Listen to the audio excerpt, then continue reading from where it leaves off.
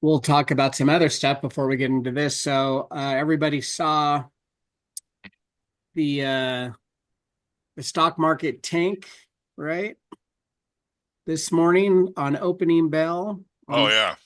if you guys are aware of that, but the announcements yesterday with the tariffs that Trump is imposing has spooked the market. It opened 1,000 points down. And so let me just share. I always go to, and I encourage you guys to go here as well. Um, Mortgage News Daily is where I usually go to just check market and see what's happening. So can you guys see that? Hmm. So it says, Yes. okay, good. So it basically just tells us here that, uh, they sold off like crazy, bracing for this, um, what could potentially happen with the stock market, with the implementation of the tariffs that Trump is imposing. This is great for us, just FYI. Whenever there's uncertainty and sell off in the market, the bond market always improves, um, which helps mortgage rates. So when you're talking to your clients, just let them know, if you've heard rates are coming down, they are. Maybe that's an indicator to get them to pull the trigger and refi or pull some cash out or whatever. But you can use this data to try to drum up some business. There's a 10-year treasury reaction as well. And you probably saw, I don't know if you guys get emails from Mike Aries, but he's our title rep, and he sent out an email or actually a post this morning saying that, hey, one of my lenders, when I was at the gym today, said the rates were improving like crazy today. So that's why, in case you guys are wondering. Because the rest of the world's going to hell. Yeah. Yeah. Whenever there's turmoil in the world, wars, pandemics, tariffs, it's always good for us in terms of interest rates. So thanks you guys. I am recording this. So for those that can't make it, obviously I will post it on our Facebook. I'm not sorry, Facebook, our YouTube channel for you guys to review. But I got John Tappan on. He's my partner in cost segregation. He's the one that brought me on originally. And we're tag teaming some big ventures and whatnot. But it's a great opportunity for you guys to supplement your income. It's a way to basically enhance what we already do as loan officers and realtors, um, and even solar professionals. So Claire is a real estate broker, and Okay. Casey that's on here is a solar professional and is working on his mortgage license as well. So these are just tools that we can put in our tool belt to separate ourselves from the competition and show value and try to capture more business. So with that, I am going to let John take over and just discuss the different avenues of it. I am going to send out when we're done. I'm going to send you guys some overview stuff to look at, some other flyers and whatnot to kind of familiarize yourself more so. And I'll show some examples too when John's done, so you guys can kind of see what it looks like in terms of benefit for the client. So go ahead, John. Okay, great. So, the products that we have two of them. We'll start off. One is a cost segregation study. So, for those of you who are not familiar, cost segregation is just a tax strategy, and it helps real estate investors accelerate depreciation deductions. So that can significantly reduce your taxable income in the early years that you own a property. So let me give you just some basics for those who may not be familiar with depreciation. It's a non-cash item, and it's considered an expense on your tax return. So Normally, if you have a commercial building or a rental property, on a commercial building, you're going to depreciate that over 39 years. And on a rental property, you will depreciate it over 27 and a half. So basically, on a commercial property, you can depreciate 139th per year. So, what the cost segregation study will do, instead of treating the entire building as one asset, uh, a cost segregation study will break it down into its components: the flooring, lighting, HVAC, and other improvements that you can depreciate in a much shorter time frame, like 5, 7, or even 15 years. Like flooring, lighting, you can depreciate, that over 5 years. Um, and what it does, by accelerating depreciation on the components, you can take larger deductions earlier, which can improve your cash flow, um, and your tax liability. So, just a quick, for instance, if you have a $5 million commercial building, you might have 1 million in assets or components that you can qualify to depreciate over five to 15 years. So that's a very large, it's basically $250,000 a year, or $200,000 a year over 5 years additional. So you can see, if you're getting an additional $200,000 expense on your tax return, it could, basically zero out your tax liability. So, does that make sense to you guys, or do you want me to go into a little bit more detail?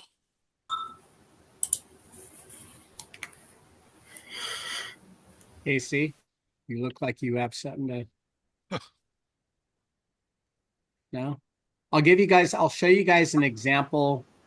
I'll show you two examples. I'll show you one I'm doing currently, and I'll show you one from one of the companies that we work with.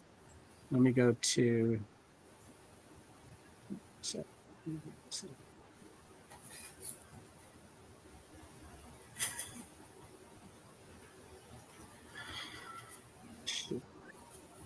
so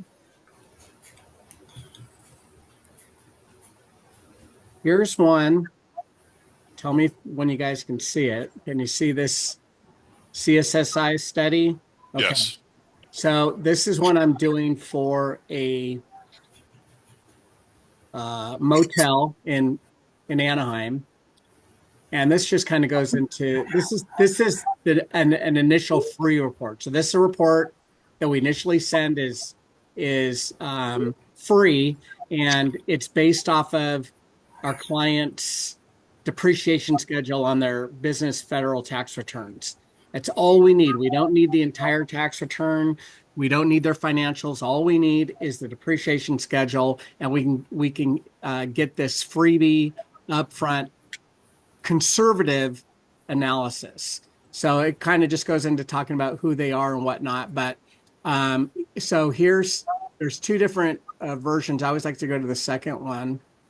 Um, there's a conservative one, which is always this is a conservative one, and then we have one that's on a high end. I usually like to share this one because it's more impressive.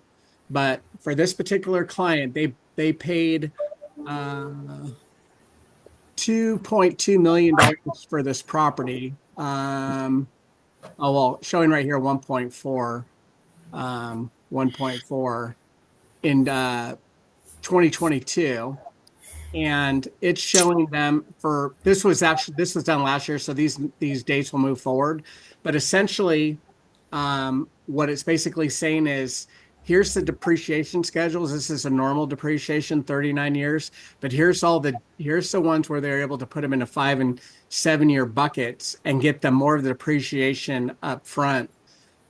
So in 2025, they get $175,000 back, which, mind you, that would be distributed over 39 years. So take 175,000 divided by 39, and that's $4,400. So we get $4,400 over the next 39 years, or they can take it all for 175 and get it up front. Same thing in the following year. So that'd be 25. This is 26. They get 176,000, and then 2029 they get basically another 170,000. So that's pretty remarkable, to get that kind of money back that they would normally only get, maybe 5 grand or so back, on a year. They can get all this money back in 1 year, and that really helps because this particular client of mine just bought this motel. They're renovating it. They're putting solar on it, about a $400,000 solar system, and this money that they're going to be getting back helps to offset the cost of the solar, the renovations, and everything else that they're doing, right? So that's one example. I'll give you another example of one that's a bigger one. Now that's a very small one. We try to target bigger ones, obviously, but we take what we can get. Um, so another one is, let's see. Carrick, I came in late. So what triggers this is getting them a new loan No, for the this has nothing to do with the loan at all. It's okay. just we're bundling these opportunities. So um, let me get back to it. Was that Casey that asked that? Yeah, sorry, bud. Yeah. Okay, Nori. So cost segregation by itself is going to create a benefit, just like that client I showed you, right? Give them Mhm. 175,000 this year, 176 next year, and 170 in 2029. If they did that, the study for this particular study cost them 10 grand, right? Of which we get 40%. So I make 4 grand off of providing them a study. 4 grand cost to get them back 175,000 this year, 175, 76 next year, and 170, 2029 is a no-brainer, right? Yeah. Plus, that study is tax deductible. So the net cost of that is about 30% less than so it's really only costing about Can we six, do 7 grand for that can we study do after these can we do these nationwide in Colorado? nationwide. But the study by itself, so if you're doing the study by itself, they start shopping, they're going to come up at other cost segregation studies or companies that can offer the same thing. Maybe they undercut you on price, whatever. The beauty of the way John and I are approaching this is we're bundling it with solar and loans and everything else. So like the one I'm doing for the motel, they initially reached out to me for solar. I showed them that I can help them offset the cost of that solar by uh, doing a cost segregation study, which they had no idea what that even was, and were hook, line, and sinker when I showed it to them. And then on top of that, they needed financing for the solar, and they needed financing. And the way we're doing the financing is they have a first at about 2.2 million. They have another $400,000 second on the property, and they're going to need about 400,000 for the solar. So we're going to bundle that all into one loan. So I'll get over, a $3 million loan plus the cost seg study plus the solar. And when we bundle these things together like that, we separate ourselves from the pack. If you're, as Casey's a solar guy, right? So if you're going up against and bidding on a commercial solar job that's 400 grand, and you got 3 other companies also bidding on that same job, and they all come up with roughly the same price, who are they going to go with, right? Who are they going to end up choosing? Well, they're going to choose Casey because Casey's going to show them, not only am I doing the cost seg, or not only am I doing the solar for you at this roughly the same price as everybody else, but I'm getting you back all these monies by bundling the cost segregation study, right? And then, oh, you need the financing too. Does the other solar company offer financing? Because anything under 500 kW in a solar system size is very difficult to find financing on, but we can do it through our commercial lenders and satisfy all needs and triple our commissions because we've got 3 different products we're selling all at once. For someone like Claire who does real estate, Claire might have a building that she's trying to sell to a client, and the client's looking at this property and says, okay, the property's $8 million.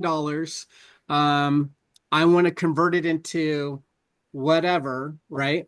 And so it's going to cost me $1 million to convert this property. So I'm going to be in at 9 million. And then I'm going to need about 1 million just for operational costs to get me going until I'm profitable. Um, so I'm short 700 grand. I'm short 500 grand. I'm short $1 million, whatever it might be. And that deal might die in the vine at that point because the client feels like I'm just going to be too extended, not enough cash to get me through, to get me to the promised land. But with a cost seg study, let me give you another example. Give me one sec here. Uh, Give me 1 second, Kirk. yeah.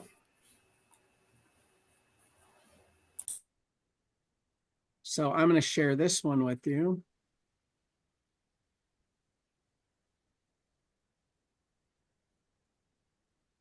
So here's, you see this study I just pulled up? This is one on a $18 million medical building, pretty normal. And they're getting them back $3.2 million their first year, right? So that's pretty significant. That again, when you see the bigger properties, kind of stuff that we want to try to go after, but you can see that that's a big number.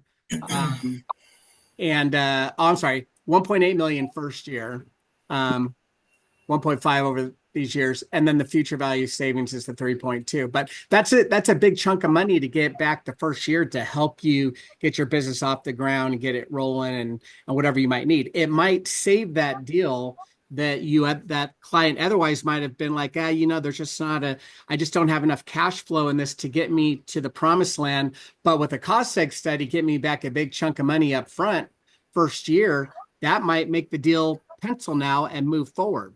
And if Claire's up against three other realtors trying to sell the same guy and they don't have this as an overlay of offering to create value, they may have never sold that property, and Claire ends up winning the deal. And on top of it, she gets the cost seg study as well as the commission on the real estate. And I don't know, what would this one be, John? What do you think the cost of this? Does it say in here what the cost of this study is? I don't think it does. On an $18 million property, I would imagine it's somewhere in that $30,000 to $40,000 range. Yeah, so let's call it 40,000 times 40%. You make 16 grand on the cost seg study, plus you win the real estate transaction. So And this can be, so I know a guy that's got like 2 million square feet of commercial space in Orange County that I'm actually meeting with tomorrow. He's 80 years old. I'm not sure, if he's aware of this kind of thing, but I definitely want to talk to you after this so that I can prepare myself to pitch him in some way, absolutely. shape, or form tomorrow. Yep, for sure. Really Yeah, bundling that package like that would be gold dust to a client. Oh yeah, right? I mean, you're just creating value. You're creating value, you're separating yourself from your competition. They'd be foolish to go with anybody else. Even if your price on your solar or your commission or whatever is slightly higher than the next guy that's not offering you this opportunity, like it's a no-brainer to go with you, right? You don't have to talk yeah. to He's also got three hotels. He owns a Telluride ski resort in Colorado. So hotels are great because and I'm going to let John talk on this because he's very familiar with how hotels, especially if you're in a certain category, you have to upgrade your rooms and whatnot every so often. So go ahead, John, take it away. Oh yeah. Okay. So hotels are a good business because if it's a branded hotel, like a Hampton Inn or Hilton Garden Inn, Right. the Hilton typically does not own those hotels. They own about 10% of them. So Mhm. 90% of them are just, independent guys who own hotels, but they want, let's get like a Garden Inn flag. Well, Hilton will come out and they have what they call a PIP, a property improvement plan. So every probably 7, 8 years, they've got to meet the current standards if they want to keep that flag. And that usually involves a pretty major renovation in the hotel. So these another um, report that we saw is called a partial asset distribution report. So basically, what it means is whenever you replace part of a building, like a roof, an HVAC, flooring, etc., the IRS allows you to write off the remaining value of that asset. So if you're replacing old assets that are still on a depreciation schedule, let's just say you don't have a cost segregation study, um, you're you're allowed to take the remaining value of that asset and write it off as an expense. So, for example, when let's just say you put on a roof that originally cost you 100 grand, now commercial roof 15 years later, um, it's Bye. leaking's got holes, whatever, and you've got to replace it. And in the as far as an economic life, it's probably got about $60,000 dollars left to depreciate. Well, once you put on a new roof, if you have a partial asset distribution report, you can take the value of that remaining life, 60 grand, and write that off as an expense and then recapitalize with the new roof. So a lot of people aren't aware of that report, and so they just pay someone to come in, rip off the old roof and put on the new roof when you've got, quite a bit of depreciable value in that you can write off. So that's kind of the idea with the hotels as well, depending on what they're doing on their property improvement plan. If they're tearing it, if they're replacing, you know, roofs and different things, some of that stuff, the guys who are really savvy in the hotel business, a lot of the stuff that they're putting in is going to be on the shorter end of that life, that 5 to 7 years. So they've already depreciated, but a lot of times on those things, they're upgrading major systems and stuff. So there's the additional value there where they can save money on taxes. So one thing to keep in mind, so with cost segregation as well as partial asset disposition, these these are basically depreciation strategies. And what I'm saying is you don't want to say, hey, you're going to get $60,000 or $100,000, back in taxes. It's really you're saving money on a tax liability. So the owners of the business have to be making money and they have to be, in a higher tax bracket for cost segregation and partial asset disposition to make any sense. If they've got a business that on paper is breaking even or losing money, then there's no tax savings to be had because they're not paying any taxes. So, these are basically accelerated depreciation strategies. So churches, nonprofits, doesn't work for those guys too. Yeah. All right. I threw up some other services that I'm gonna let John go through as well. The green zip tape, the R&D, et cetera. Those are such well, if R&D is kind of self-explanatory. If you have someone, they're typically going to be in industrial or flex manufacturing, and they do any research and development. There are tax credits out there. I'm not really too familiar with the 179D. I haven't really run across it. Green zip tape is an interesting product if you have someone who is building a commercial property from the ground up. So this is new construction um, only. Green zip tape is a drywall tape. The drywall tape is removable. So In theory, if you were to want to move walls, you can unzip your drywall tape, unscrew it, and reuse your drywall. Now, I don't know if anyone's going to do that, but basically what it does, it's another play on the accelerated depreciation. So a non-load bearing wall that you just put regular drywall tape on, that's a 39-year depreciable life.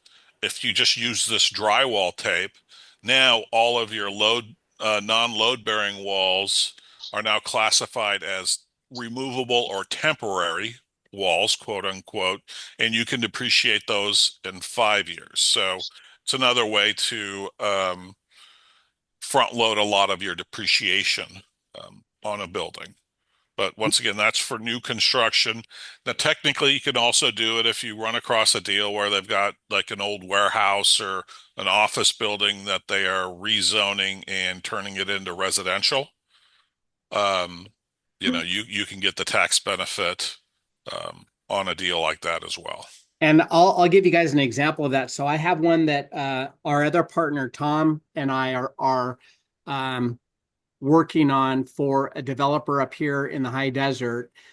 He's actually in Vegas, but they have permits in with the city for the city of Hesperia, building a 78 unit apartment complex, ground up, brand new, and it originally came to me as a loan.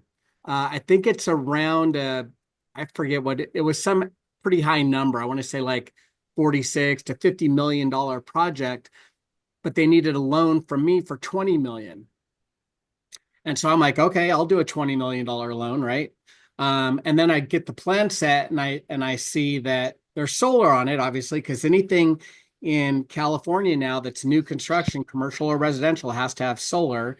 So I immediately called out some of the errors that I saw on the solar, which was, in case you'll appreciate this, I'm looking at they're having the panels go on some carport coverings with 2 foot footers, which doesn't fly for solar on carports, has to be much deeper than that. So I called them out on that and then told them, yeah, we can do the loan. And then, oh, by the way, have you heard of cost segregation? And the guy says, yes, I do cost segregation already. I have a guy that does it. I don't really know it inside and out, but I got a guy. I go, well, does your guy you might have, but he doesn't have green zip tape. Let me explain to you what green zip tape is.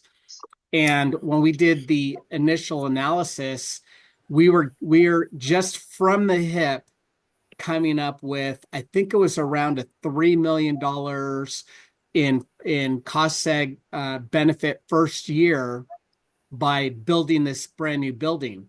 But by incorporating the green zip tape, which his cost seg guy can't offer, because it's kind of exclusive to us. The Tom, our other partner, knows the owner of it. The product is patented. It is approved by the IRS, and we're kind of exclusive sales guys for it. So when we showed him what we could do with the green zip tape and how it impact his return on his cost seg benefits, went from 3 million to close to 10 million. And the guy was just, his jaw hit the ground. And we were on a call with him and his developer, who's done multiple like properties, including large SFR communities, 150 to 200 home communities. And they were drooling at the mouth like, man, we could, if we can show this one, we got so many deep pocket investors, they would do this over and over if we can show them the benefit on being able to get that kind of money back, incorporating this green zip tape. So again, even with competition within our own space of cost segregation, we can separate ourselves from the pack by incorporating stuff that other cost seg companies can't or don't offer. So just FYI, and that, if I get all three of those, I was doing the math, kind of just from the hip math, but if I land that deal, the $20 million loan, the cost seg study on that, and the green zip tape, I'm probably in the neighborhood of $500,000 in commission on the whole project. So Nice. good money, right? And anyways. Glad I hopped on the call just to just a one-off situation. A old friend from high school, his father's getting older, owns that ski resort out in Telluride and has 2 million square feet in Orange County. And I don't really know how he manages it or what he's got going on, but I'm going to be meeting with him tomorrow and try to bring this up. So maybe we can have a call a little bit later just to brush me up a little Absolutely, bit on yeah. how to open up the conversation, because I'm going there Sure. for a totally different deal. If you want as well for me and John to get on a three-way with you tomorrow while you're sitting down with them, we'll be more than happy to. And I think we can pick our Yes, brain. he's super busy. It's going to be hard for me to do that with him there, but if Okay. I just have enough knowledge to Be present dangerous. the idea and Yep. plant the seed, Yep. I I mean, find that yeah. I this find guy's that no yeah. good. I'm sorry. I find that a lot of and this is true in Southern California, not necessarily true in like out of state. People in Southern California tend to be extremely savvy, so you're much more likely, especially if someone owns 2 million square feet, they're going to know what cost segregation is. Okay, Um, he is um, an 80-year-old hillbilly. yeah, well, Yeah, you might not. yeah, I mean, there's always that case, and then there's the partial asset distribution. So if he's owned those properties for quite a while, 20 years. yeah, he's used up the vast majority of his depreciation. So a cost seg study may not make sense. But if you've owned buildings that long, a lot of times, you're looking at doing major rehab work on Right. them, major improvements. And that's where a partial asset distribution report, where the, they can come in, look at what he's pulling out. And, if he's owned it for 20 years and it's a commercial, so you've still got half of the remaining life left. So whatever that is, you can write that off as an expense and then take the report and recapitalize it with a new cost segregation study. Okay. Well, I'll try to dig in and find out. I mean, he's got Sure. maybe 20 buildings, and he bought Telluride in 2004, so he's Oh, got okay. had that place for 21 years. Yeah. Again, Just sure he's done pretty well. but the guy's a workaholic. Yeah. He just said, "Hey, Casey, I'm not very smart. I just work my ass off." Yeah. And I mean, not, when he does pass, um, and his estate, if it goes to his kids, um, so there's a new basis. So you can redo all of your cost segregation whenever something passes through an inheritance as well. So you can go in there and restart the clock on all the depreciation. Wow. Ask him when he plans on dying. Yeah. I don't think he plans on it. This dude's pretty Guy- sharp. Guys like that'll probably live till they're close to 100. So Yeah. that you may be retired by then. Yeah. He might He's outlive having all of fun. I us. mean, he's having fun. Like, I was hanging out at his office, and he's just he loves it. Yeah. So yeah, so I kind of gave you the overviews of these, but yeah, when you're out there, just in the course of your daily, work, anyone that owns commercial real estate or even rental properties, typically you want them a little bit more on the higher end. If you go Airbnbs or anything like that, We can do those in Colorado too. He's got a yeah, 17,000 square foot place in Telluride that needs roof repair and a structural beam repaired before he can start renting it again. okay. Yeah, I mean, once again, everything, it's a case by case basis to make sure that, it pencils for him. But yeah. He's losing $500,000 a year right now on rental for it being unsafe in one area. Oh, wow. Yeah, Yeah. Got to get that done. But yeah, I mean, yeah, that'd be a that would actually be the first deal I want to look at. yeah, partial asset distribution. John, Elijah, that's on this call too. He and I spoke with his aunt, who is a CPA and owns her own firm. So we got her Mhm. kind of dialed in. She wasn't familiar with cost segregation, so we spoke to her. And then What was the second? You got the cost segregation. What's the other one? The asset. Partial Virtual asset asset distribution. disposition, PAD, partial asset disposition. So that's basically a way you can write off the remaining economic life of anything you're ripping out of a building. And I'm Okay. just shocked at how many people haven't heard of that. I mean, they're paying someone to come in, rip everything out, and take it to the dump. You know? Get money for the stuff you're throwing away. That's basically what it boils down to. Yeah. I mean, if you've only owned something, if you're not doing cost segregation, and you've owned a building for, let's just say 5, 6 years, and you do a major renovation, I mean, you're, on a 39-year depreciation, you've got roughly, 85% of the depreciable value on anything you're ripping out that you can write off as an expense if you get a report like this. Okay. And most guys are just ripping it out and paying to get it hauled off.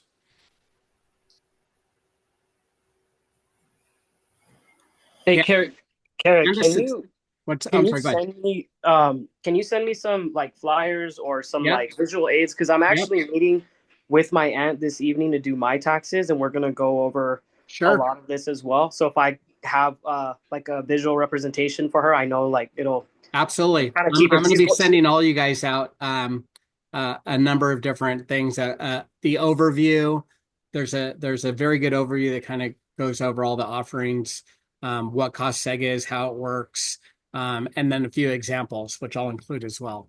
So Okay, perfect. I'll send that to all you guys. Yeah, she's meeting with like, I mean, it's tax season, so she's meeting with like all her clients, and she's got a lot of commercial business owners that she meets with. So to have something like to show them as she's talking, I think that'd be awesome. For sure. And you as well, Candace. So Candace, that's on the call here, her and her husband own a financial services company. He was a partner at Edward Jones. Oh, okay. Until they told him that he had to Work for less? No. Well, no. Worse than that. They required all their agents to put their, what is it, Candace?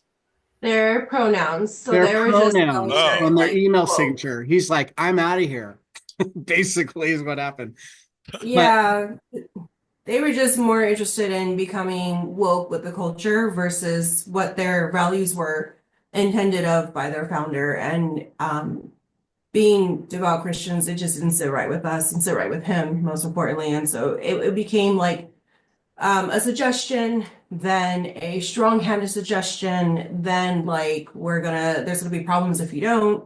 And he had been getting offers for years to go independent, and so he finally just took this as a sign to pick them up on that offer. So they also have lots of clients with lots of money and lots of commercial properties. So they're going to go after it as well with their network of Yeah, and Garrick, I did have a couple of questions because we do have COIs who are CPAs and whatnot. Mhm. When we do, first of all, do we have to be licensed to do this? Because that's one thing I'm nervous about is approaching no COIs. license.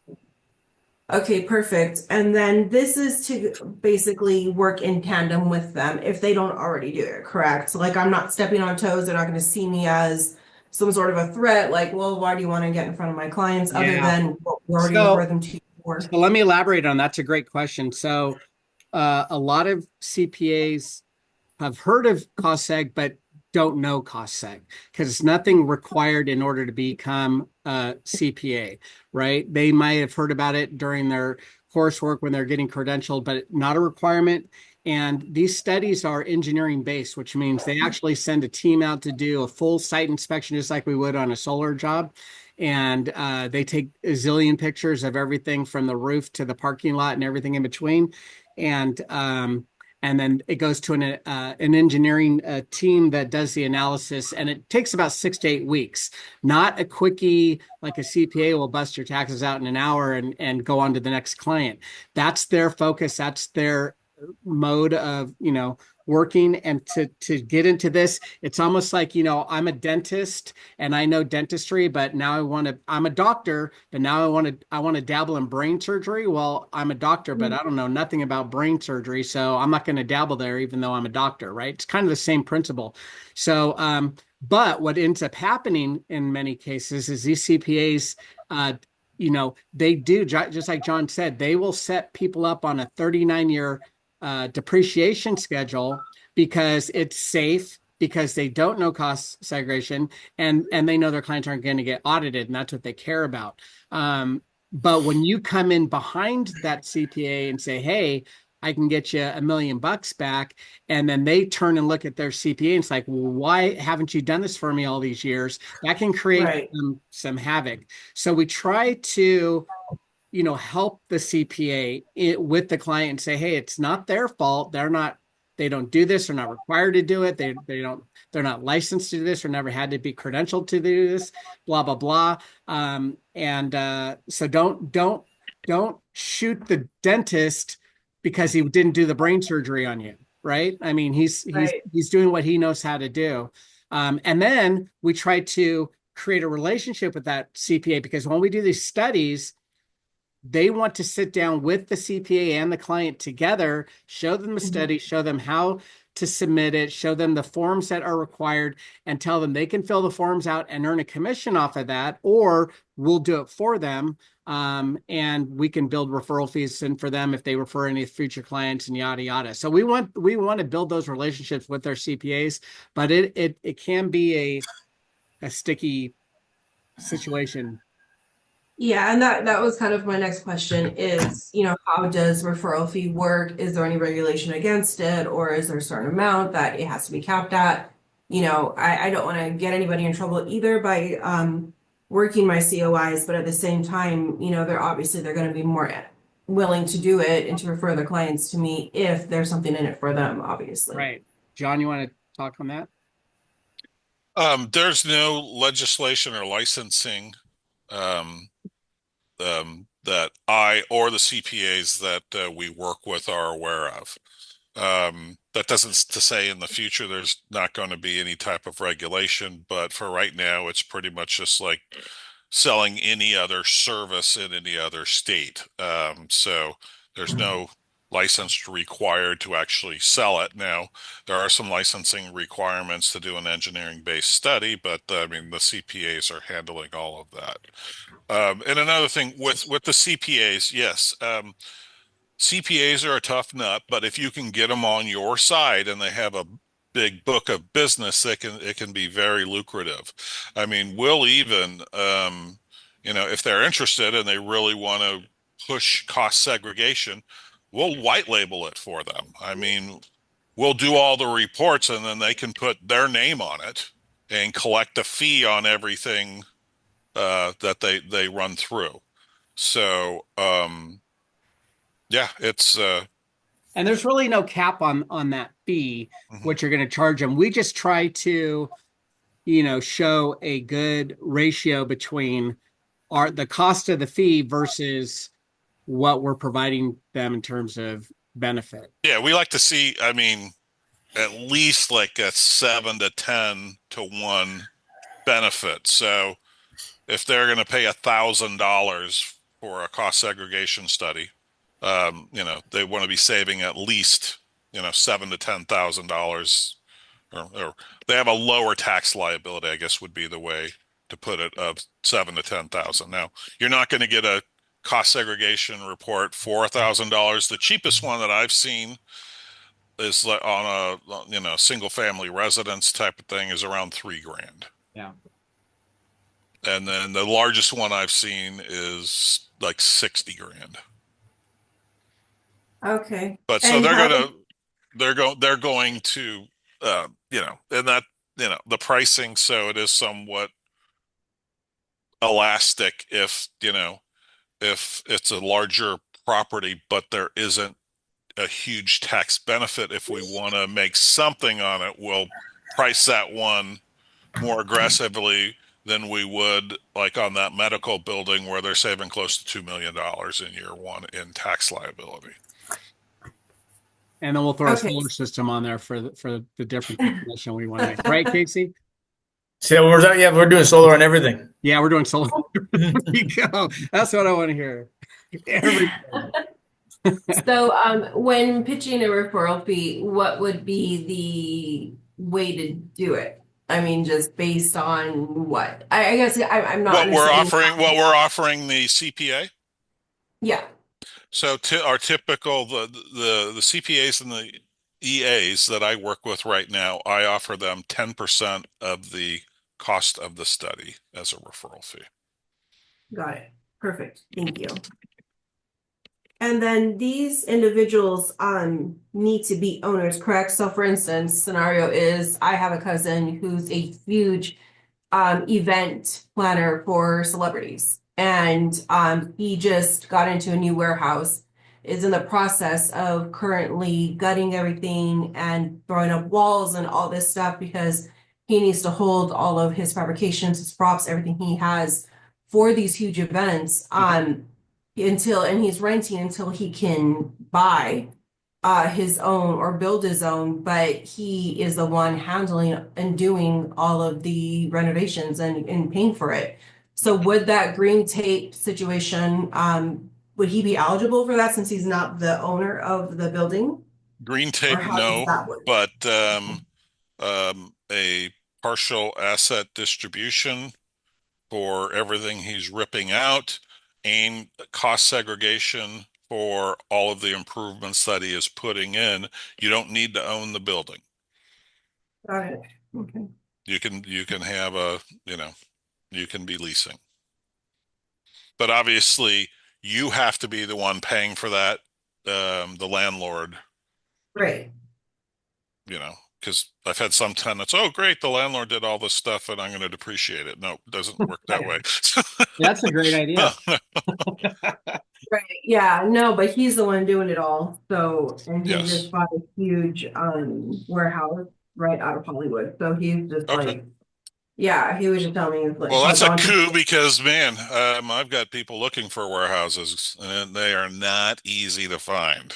They're not. No, it took him quite a long time. It's just that being in the industry, knowing so many people, yeah, he was able to acquire it. But yeah, it's still not big enough for what he needs. So it's just it's bigger than what he currently has. So Any idea of what his budget is for all of his improvements? we haven't talked those numbers just yet. So he came to me like, do you do commercial lending, looking to do this, that, and the other, and being so green in that. I mean, I've only handled residential, so I'm like, well, I have to look into it. And he's The like, answer is yeah. yes, Candace. The answer Oh, it is? yes. Okay. Yeah. Perfect. Okay. As 'Cause someone he's who's like, been doing loans since the 80s, you say yes to everything. Yeah. And when it Okay. comes down to it, a loan is a loan is a loan. That's right. Okay. Commercials, So yeah. commercials actually, in a lot of cases, easier than residential. You just have to learn some new vernacular, like, defeasance, lockout, stuff, Okay. got to be more familiar with, It's a that different type of animal, stuff. but it's not rocket science. Okay. Cool. Well, yeah, I'm excited then because I also have a COI for commercial as a commercial realtor too. There you So go. Don't turn that down. Yeah, but yeah, so I mean, I would be looking for these cost segregation and partial asset distribution outside of, you don't need to be, you know, doing the deal yourself. mhm. You're going to run across people, just if you're in the business, just Right. bring it up. Hey, or, Cool. Yeah. Well, I mean, I'm definitely going to call my cousin back and say yes about commercial lending and then let him know about these options. It might be a safe way to get my feet wet and everything and then see what it's all about. There you Sure. go. I work better hands-on, so. Yeah. Okay. Anybody have any other questions? Now I'll call you a little bit later just so I can refresh a couple bullet points. So when I'm in that meeting tomorrow, I can Cool. Sounds bring it good. up. All right, I'm going to have this recorded. Okay, see, I sent Carrick kind of like a sky high overview of cost segregation and partial asset distribution. Oh, you did just So, now? yeah, about Okay, good. 5 I'll forward minutes that to ago. you. All right, Okay, you good. guys. I'll forward that to everybody. And Okay, as soon as Derek, I do have one more question. I'm sorry. no, you're For good. the partial asset disposition, does it have to be before they remodel, during, how long after? It could if be they've already after. done it? It could be after. Like I said, I have that one I'm doing in Anaheim right now, and they had 28 rooms. They were spending about 10 grand per room for renovation. That includes all new furniture, new floor, new bathrooms, sinks, the whole shebang. And yeah, they've been working on it all last year and this year. And I think they're about 80% done. But yeah, they're gonna get it on all of it. And they just did a new roof too. They spent almost 200 grand on a new roof. And we're gonna throw it all in. How long after the remodel can it be? Same year. Same year. Got it. Okay. There are some other rules with the partial asset distribution. So, and part of it depends on how their accountant classifies things. So if you're a building owner, technically, if you're doing partial asset distribution, the building has to be in service. And by being in service, some accountants are going to say you need a tenant in there. Other accountants are saying all you need to do is have it for rent. So, it's like Yeah. a lot of other IRS rules. They're not really concrete on that. But like for your cousin, that is, um, I'm not sure how much partial asset distribution he's gonna have in a warehouse because you know, Yeah. unless you're ripping out all of the little offices and stuff like that. But if you're just adding stuff, if you're adding improvement, that's something you're going to do a cost segregation on. Got it. Okay. Yeah, no, I'm just thinking, I know this realtor broker who does fix and flips. And Okay. so she's constantly remodeling units and stuff. So that's Yes. all. So these reports on a fix and flip, if you're going to sell the property, then there's really no benefit because it's Okay. something you need to hold, and you need to hold it for at least 5 to 7 years. So, But for her Airbnbs, this would be a good option. absolutely, Okay. absolutely. And, I see this not all the time, but quite a bit. You'll have the wife who's like doing Airbnbs and stuff like that, and the husband's like a doctor or a dentist. And so you can go in there and you can do these reports, partial asset distribution, as well as cost segregation. And if you're considered a real estate professional, um, and if you've got a massive amount of depreciation, well, a lot of times you've got more depreciation than rental income. But if you're a real estate professional and you have a joint tax return, all of that depreciation that you're not using can offset the spouse's income. So if he's a W-2 at 500 grand and you've got 300,000 in depreciation that you're not writing off on your rentals, that can Mhm. offset his W-2 income taxes. So now you're talking saving massive amounts of money in taxes, but Right. you have to be a designated real estate professional. Perfect. Thank you. And that's not tax advice because I'm not a CPA. Right. And this is being recorded. Right. For your protection. Thank you, guys. Sure. But yeah, no, you have any questions or anything like that? Yeah, I mean, Carrick, you can share my phone Yep, I'll send number. John's contact info to all you guys as well. And yeah, Perfect. Thank you. you're welcome. Anybody else? Aaron, how you doing, bud? Kind of quiet there. Hey, some people are just listeners. Yeah. All right. I used to never talk on these things. Just hide in the corner. So Aaron's a bank manager for U.S. Bank, Oh, okay. and so he deals with a lot of business owners too, I'm sure. Yeah. So, anyways, okay, good. Well, like I said, thanks for joining, guys. I will forward you guys this info. John, which email address did you send that to? Because I didn't see it in my West one, unless you sent it to a different one. Patterson.carrick@gmail. Oh, okay. So I'll forward you John's overview, and I'll send you some other stuff, and I'll forward John's contact info to all you guys. And this is recorded, so I will post this here shortly on my YouTube channel, send you guys the link. And if you have any questions, concerns, comments, you know where to find me. Sounds good. Cool. All right, guys. All righty. Thanks, Derek. Thanks, Thanks. John. Thank you. Bye. Bye.